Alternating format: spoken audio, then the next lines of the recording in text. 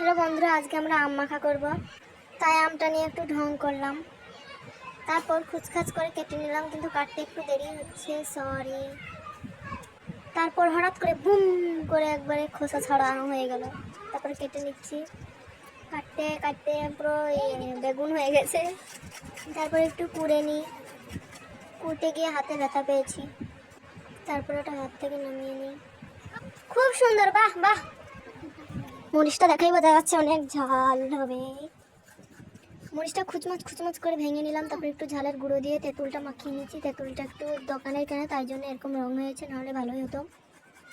আমার মনেই ছিল না, আমি চিনি দিতে ভুলে গেছি। তারপরে লেবুর পাতাটা দিয়ে একটু খুচকাচ করে খেউমুড়ি মুড়ি করে ছাই ছুঁই করে একবারে খুচকাচ করে, তারপর পাকাত করে অং ছং করে মাখিয়ে নিলাম।